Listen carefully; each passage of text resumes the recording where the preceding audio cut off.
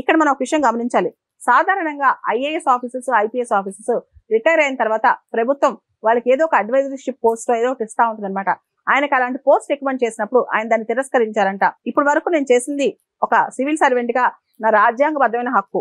నాకు 58 సంవత్సరాల వయసు వచ్చేదాకా నేను సర్వీస్ చేశానంటే అది కాన్స్టిట్యూషన్ నాకు ఇచ్చిన హక్కు. ఆ తర్వాత ప్రభుత్వం దగ్గర నేను ఎక్స్టెన్షన్ తీసుకునో అడ్వైజర్షిప్ చేస్తేనో అదొక ఫేవర్ అవుతుంది. అలాంటి ఫేవర్ నాకు అవసరం లేదు అని కూడా చెప్పుకొచ్చారంట.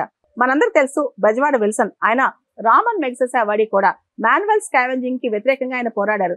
ఎవరైతే మనుషులు పారిశుద్ధ్య కార్మికులుగా పనిచేస్తారో దానికి వ్యతిరేకంగా మనుషులేంటి పనిచేస్తుందని చెప్పి పోరాడారనమాట.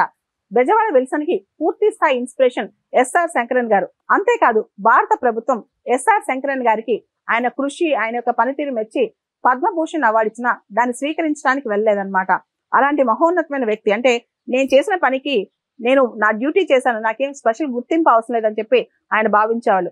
సాధారణంగా ఐఏఎస్ ఆఫీసర్స్ యొక్క విగ్రహాలు ఎక్కడా పెట్టరు, కానీ హైదరాబాద్ లో సోషల్ వెల్ఫేర్ డిపార్ట్మెంట్ దగ్గర ఎస్ఆర్ శంకరన్ గారి విగ్రహం కూడా ఉంటుందన్నమాట. ఇదంతా చూస్తే ఒక వ్యక్తి జీవితంలో సర్వీస్ చేస్తూ సైలెంట్ గా అద్భుతాలు చేయొచ్చని మనకు అర్థమవుతుంది అనమాట. ఎస్ఆర్ శంకరన్ ఈ రోజుల్లో ఉన్న ఐఏఎస్ ఐపీఎస్ ఆఫీసులందరూ కూడా ఒక ఆదర్శం, ఇన్స్పిరేషన్ అని చెప్పొచ్చు. ఇన్ఫాక్ట్ కెరీర్ స్టార్ట్ అవగానే లగ్జరీ కోసం, కార్ల కోసం, బంగ్లాల కోసం, కరప్షన్ కోసం పాకులాడే చాలా మంది ఐఏఎస్ ఐపీఎస్ ఆఫీసులకి ఎస్ఆర్ శంకరన్ జీవితం ఒక నిలువెత్తు ఆదర్శం అని చెప్పొచ్చు. ఎస్ఆర్ శంకరన్ గారి జీవితంలో తాత్పర్యం మనం అర్థం చేసుకుంటే కొన్ని లక్షల జీవితాల్లో ఐఏఎస్ ఐపీఎస్ ఆఫీసర్స్ వెలుగు నింపొచ్చు, దీపాలు పెట్టొచ్చు.